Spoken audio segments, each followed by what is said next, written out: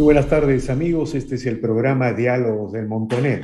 Bueno, el día de hoy vamos a hacer una pausa en la coyuntura nacional, una coyuntura nacional que es sinónimo de polarización, enfrentamiento, ineficiencias, denuncias, excomuniones, una coyuntura nacional que está logrando lo que parecía imposible, de tener 3 décadas de crecimiento y de proceso de reducción de pobreza.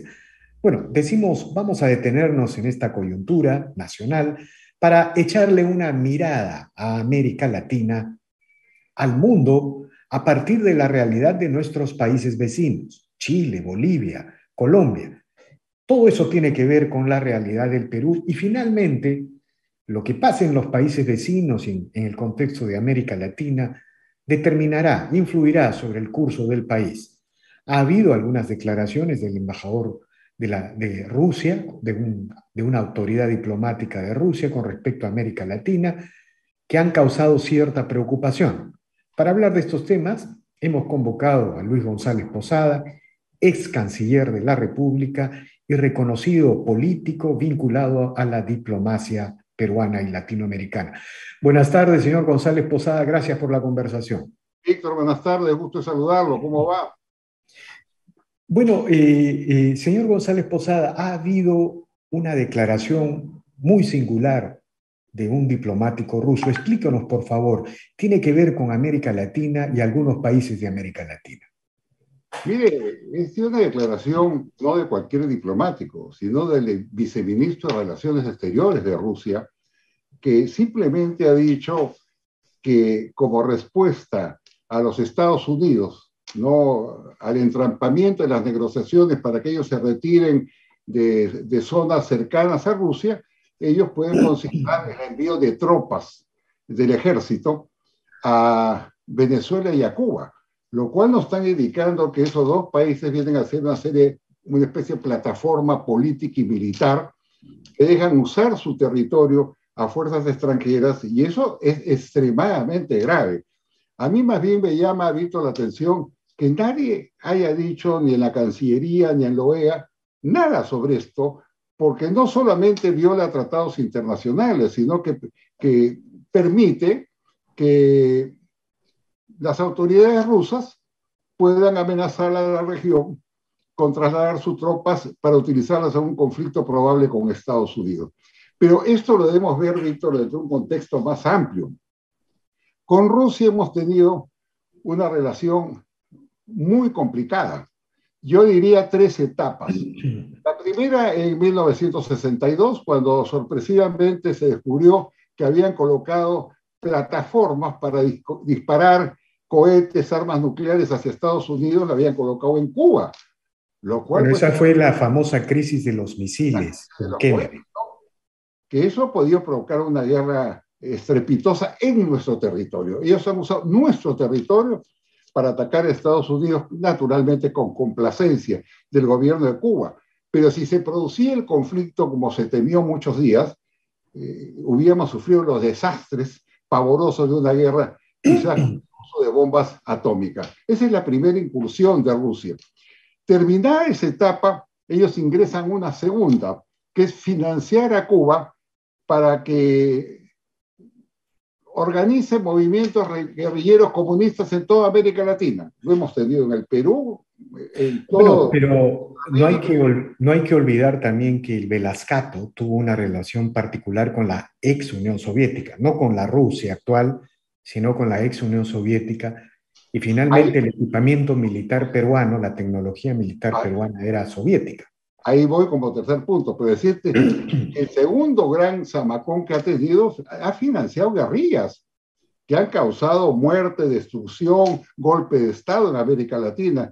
Y esos dos puntos parece que se fueron olvidando, hasta que surge el tercero, que es el apoyo firme que le ha venido dando Rusia a las dictaduras latinoamericanas, concretamente a Venezuela, donde inclusive tiene inversiones en materia petrolera y gasífera, y a Cuba, que le hacía... Ahora, lo que parece muy, muy, digamos, inexplicable es que el mundo el día de hoy no está en una guerra fría. Todas las referencias históricas que usted hace están vinculadas a la Guerra Fría.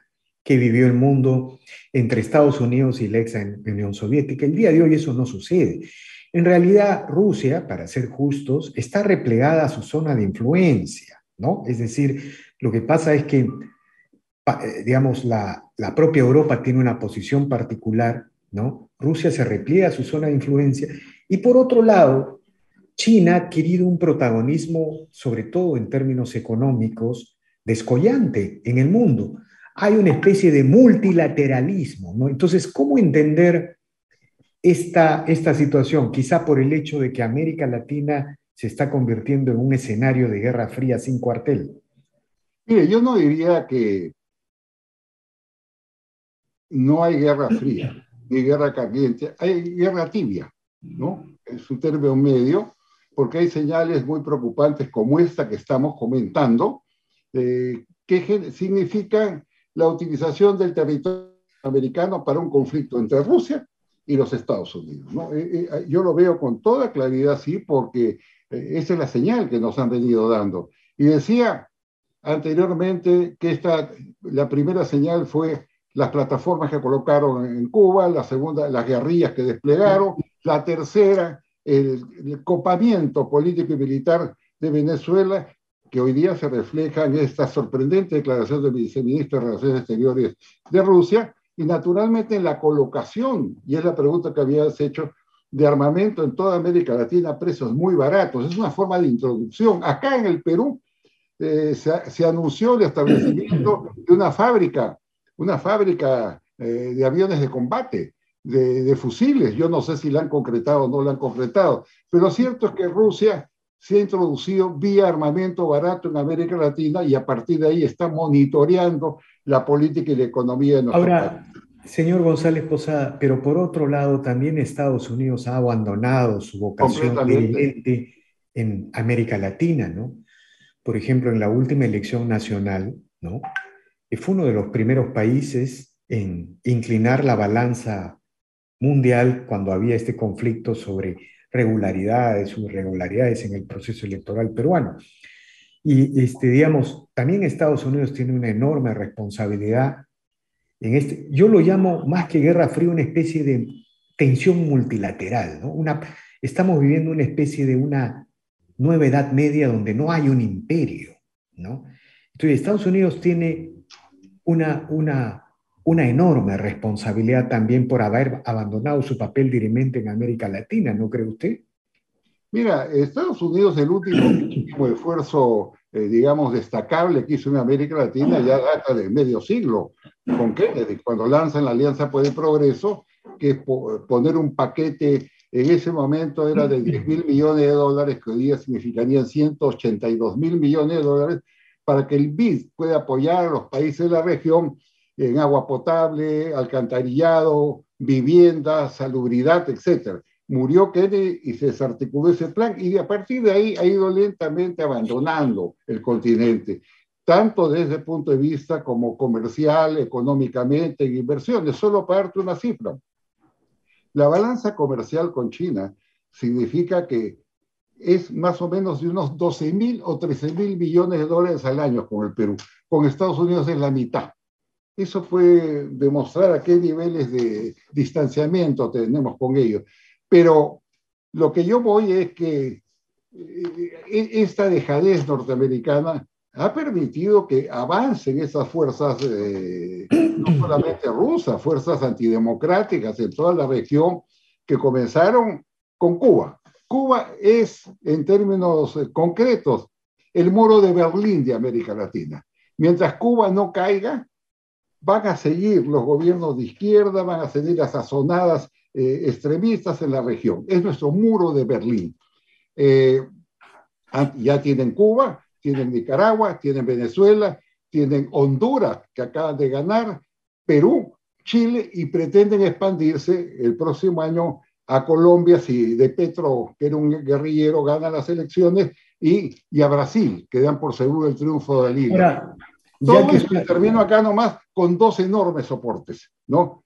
México y Argentina, que vienen a ser, digamos, la guardia pretoriana de ese bloque izquierdista, que forman parte y no forman parte de él, pero que sí lo respaldan vigorosamente. ahora, todas estas cosas pasan pues porque en América Latina, de alguna manera, las derechas republicanas, los sectores llamados a defender la economía de mercado, han abandonado una estrategia victoriosa.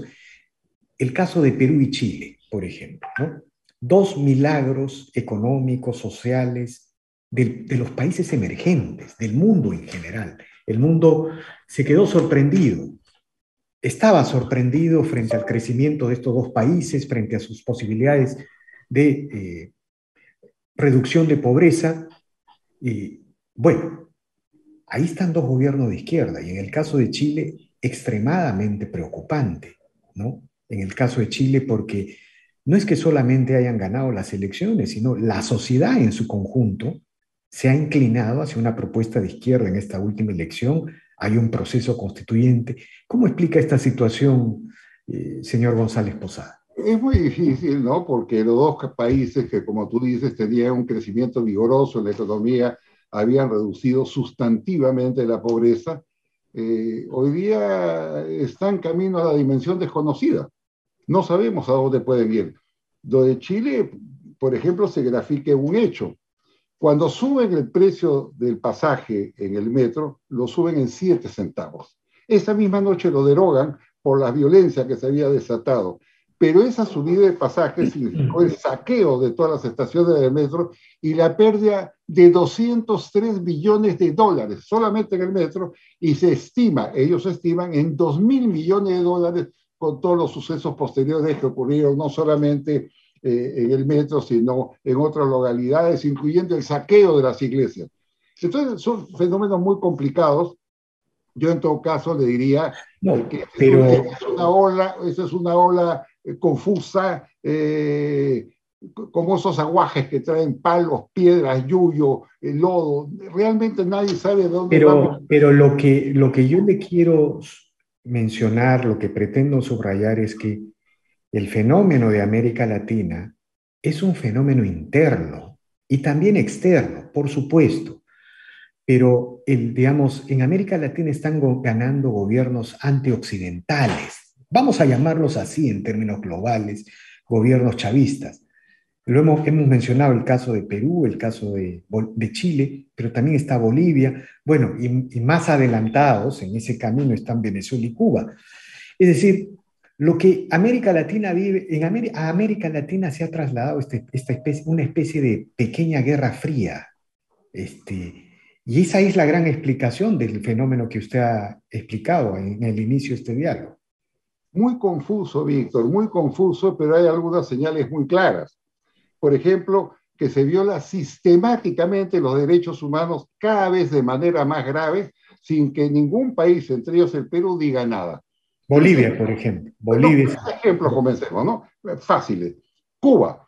En Cuba el 11 de julio del año pasado hubieron enormes manifestaciones pidiendo libertad, democracia y mejores condiciones de vida. Apresaron a muchísima gente y hoy día 700 personas están siendo procesadas penalmente por magistrados que son parte del Partido Comunista y que ya han comenzado a sancionarlos entre 20 y 30 años de cárcel. Y acá nadie dice nada. Yo no lo he escuchado al señor Maurtua, por ejemplo, o a la Cancillería expresar su preocupación por ese hecho, pero es una realidad. En Bolivia, la expresidente Yáñez está sujeto a maltratos, vejames, está hace 20 meses en una cárcel, ha intentado lesionarse, dicen unos, suicidarse otros, por el abandono y las vejaciones que son objeto por el partido de gobierno y concretamente por Evo Morales, que es el que está generando esa acción de represión, porque ella asumió el poder por mandato del Congreso con aprobación del Tribunal Constitucional, cuando Evo Morales hizo un fraude descomunal, ¿no? Que generó la protesta de todo el mundo y que tuvo que renunciar al poder. Entonces, hoy día se están vengando de ella, la están maltratando, la están vejando y piden naturalmente auxilio, pide por lo menos que se levante la voz de protesta y nadie lo hace, entre ellos el Perú, callado sobre un tema de esa naturaleza. Muy delicado, ¿no? Porque, digamos, como usted señala, la señora Yáñez asumió con todas, para decirlo de alguna manera, las de la Constitución y la ley, ¿no? Ahí lo que sucedió es que el señor Morales renuncia por el escándalo electoral, por la movilización popular, el vicepresidente renuncia, ¿no? El vicepresidente renuncia igualmente, no puede continuar la línea de sucesión y asume la presidencia del Senado, tal como manda la Constitución, algo que fue ratificado por el propio Congreso y por el Tribunal Supremo, ambos controlados por fuerzas del MAS. Entonces, la pregunta que se Que hace el son los mundo, mismos que están juzgando hoy día la señora así es, Yáñez, sin ninguna garantía, ¿no? y la pregunta que se hace el mundo es por qué la señora Yáñez está en la cárcel. Ahora, usted señalaba 26 procesados en Cuba, pero también Nicaragua Bueno, es un Nicaragua ejemplo ya, de cómo se violan derechos humanos. Nicaragua es un horror, ¿no? En Nicaragua, primero, Ortega ha ganado una cuarta reelección que no la reconoce nadie. Solo una parlamentaria del partido de gobierno que fue a saludarlo y abrazarlo y decir que era un demócrata. O Maduro, que dice que esa elección fue un ejemplo de democracia. Lo cierto que tendrá pues 30 años de poder, acumulará 30 años de poder, batirá el récord del dictador Somoza, pero para llegar a ese nivel ha capturado el Tribunal Constitucional, la magistratura, tiene docenas de gente en la cárcel, entre ellos los 7 candidatos a la presidencia Es que le salieron impresionante. todos están presos. Dirigente sandinista del nivel de la señora Telles, la comandante 1, la que tomó el Palacio Nacional. O sea, quien abre la boca va preso o va a la tumba, porque no olvidemos que en el 2008 se asesinó a 300 personas y eso ha sido denunciada por la Comisión de Derechos Humanos de la OEA y está en la Corte Penal Internacional. Lo grave es que no solamente esa farsa de juramentación que hemos visto, sino que a esa farsa ha asistido nada menos que el vicepresidente de Irán, un personaje que tiene orden de captura del Interpol porque está implicado en el atentado terrorista que se cometió contra la mutual israelita de Argentina, el MIA, en Buenos Aires el año 1994 y murieron, fueron despedazados 80 israelíes y 300 quedaron heridos. Ese señor tiene luz roja, pero ahí ha estado boyante, abrazado con Maduro, abrazado con Ortega, abrazado con los delegados de Bolivia. Entonces, estas cosas estamos viendo que nos lleva a una conclusión.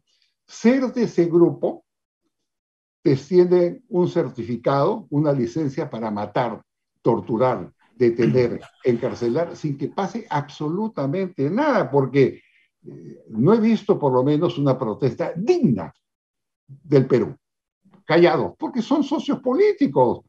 Ahora son socios Ahora, políticos. el canciller Maurtua no es de esa orientación. Lo que sorprende es que no esté siendo coherente con toda una tradición en la diplomacia. Con toda una tradición, además siempre ha tenido una actitud que a mí me ha sorprendido, porque cuando él llega a la Cancillería, todos saludamos su nombramiento, tomando como ejemplo su última declaración, que fue meses antes de asumir el cargo, donde en una conferencia le preguntan por Venezuela, y textualmente, y lo puedes revisar por favor, dice, el gobierno de Venezuela es una alianza entre el narcotráfico y la corrupción. En ese país todo es coima, se violan los derechos humanos, hay que aplicar sanciones. ¿Qué ocurrió en la vida de Maurto, digo yo, para que meses después de la mano liquiden el Grupo de Lima, que es el que pedía respeto a los derechos humanos en Venezuela, y reconozcan plenamente al gobierno de Maduro? Solo él y su conciencia lo dirán. Pero lo cierto es que estamos pues ante un sistema donde se violan los derechos humanos. Todos estos países hemos dado esos ejemplos, Bolivia, Nicaragua y Cuba, y no pasa absolutamente nada. Por eso yo digo que hay una especie de licencia para hacerlo, ¿no? Bueno, ahora quiero preguntarle, volviendo al contexto de América Latina en general, ¿no? Sobre algo que parece ser una tendencia en el llamado Foro de Sao Paulo o el Grupo de Puebla. Digamos, esto fue iniciado por Cuba, ¿no? Cuando el presidente Lula estaba en Brasil, pero luego fue continuado por Hugo Chávez y por Maduro, ¿no? Pero ante los cuestionamientos a Venezuela, en los últimos tiempos, este papel ha sido asumido por el Evo Morales como líder del eje y expresidente y líder del eje del Foro de Sao Paulo. Pero en las últimas semanas estamos viendo un protagonismo, mucho más protagonismo de parte del presidente Luis López Obrador de México, ¿no? Es decir, empieza a aparecer como el vocero de una sección, de corrientes de gobierno de América Latina. ¿Usted percibe esto y cómo explicaríamos este posible desplazamiento de liderazgo, señor González Posada? Mira, López Obrador fue débil cuando debió ser fuerte y es fuerte cuando debió ser débil. Lo digo porque cuando Trump en la presidencia lo amenazó con parar la ola migratoria centroamericana y pagar el muro, él lo que hizo fue calladito, viajó a Washington, se tomó fotos con Trump y puso toda la policía mexicana para parar la ola migratoria. Por eso fue débil con una persona fuerte. Hoy día es fuerte con Pero personas. eso estuvo bien, eso estuvo bien. Pero para que usted vea cómo juega, pero hoy día viene a ser pues el rostro reciclado del Foro de Sao Paulo, porque obviamente la imagen de Evo Morales está muy agitada, visto lo que pasó en el Perú, que prácticamente le han declarado persona no grata, lo han echado, trató de entrometerse en asuntos internos, planteó una asamblea constituyente, la nacionalización de los hidrocarburos, hasta la organización de lo que llamaba el RUNASUR, una plataforma de 12 países en el Cusco sin que conozca la Cancillería, y poner oficinas o agencias o locales del MAS en el Cusco. Entonces es un hombre ya muy desacreditado, muy venido a menos, pero el foro ha girado, pues hoy día necesitan tener una persona, digamos, mejor presentable. Entonces este puede ser López Obrador o puede ser Fernández, el presidente de Argentina, que también son dos partes importantes de ese grupo de países chavistas, por darle un término, que tienen una labor secundaria, pero que les dan blindaje político y blindaje diplomático Ahora, muy uno fuerte. podría, digamos, intentando describir esto, ¿no? Acá hay comunistas, colectivistas, populistas, chavistas, en general una amplia gama de tipos de gobierno, pero la característica de estos gobiernos es que son antioccidentales, es decir, son anti-Estados Unidos, anti-Europa, Sí, y en ese claro. camino se sienten más cerca de los avances de China o de la Unión, de Rusia, como usted acaba de señalar, ¿no es cierto? Entonces, uno podría concluir que América Latina se está volviendo cada vez más antioccidental. ¿Sería correcto este tipo de afirmación? Yo te diría que esto es consecuencia que estos países perciben que el apoyo que pueden tener mucho más directo y abierto puede ser de China y de Rusia que, por ejemplo, de los Estados Unidos. Ya Rusia anunció que le iba a dar un cuantioso préstamo a muy bajos intereses a Nicaragua y le iba a apoyar con armamento. Entonces ellos están jugando por intereses porque saben que del otro lado no hay un muro de contención, no hay respuestas políticas. Y por otra parte explotan un viejo sentimiento antinorteamericano, porque si usted escucha a Evo Morales, todos son los Estados Unidos. Yo me acuerdo como anécdota, permítame que te diga, hace algunos años se produjo el gran apagón. ¿Te acuerdas de Caracas, Venezuela? 100 horas voló la luz, se quedó todo Venezuela sin luz, causando realmente un desastre. No podía operarse en los hospitales, la gente tuvo que sacar los pocos alimentos que tenía de su despensa para votarlos. Muy bien, producido esto, salió Evo Morales en televisión y denunció que era una conspiración criminal de los Estados Unidos, que habían utilizado tecnología de punta para dejar sin luz a Venezuela y reclamó juzgarlo en la Corte Penal Internacional. Así estuvo varios días diciendo ese disparate, hasta que los propios técnicos de la electricidad venezolana dijeron, no es así. Lo que ha pasado simplemente es que no se dio servicio de mantenimiento a las máquinas que debían dársela y se produjo una interrupción. Ahí cayó. Entonces yo lo digo, todo esto lo va desacreditando porque es un mentiroso. Acá nos acusó de tener una base de los Estados Unidos en la selva, ¿no recuerda? Y cuando se le desmintió que eso era falso, se quedó callado y siguió caminando. Entonces yo creo que ahora han buscado un rostro, digamos, más dialogante, más respetable, como evidentemente es el de López Obrador, que un rostro puede ser turbulento, agresivo, como el de Evo Morales y menos como el de Maduro, ¿no? Que se De mantiene sin acuerdo. embargo en el poder. De acuerdo. Muy agradecido por esta Muchas reflexión. gracias, Víctor. Muy agradecido por esta reflexión, el señor González Posada, y seguramente seguiremos conversando más adelante para explorar qué está pasando en América Latina, hacia dónde vamos. Tiene que ver mucho con el Perú. Muchas gracias. Hasta luego. Bien amigos, esta ha sido una nueva edición de Diálogos del Montonero. Regresamos en la siguiente edición.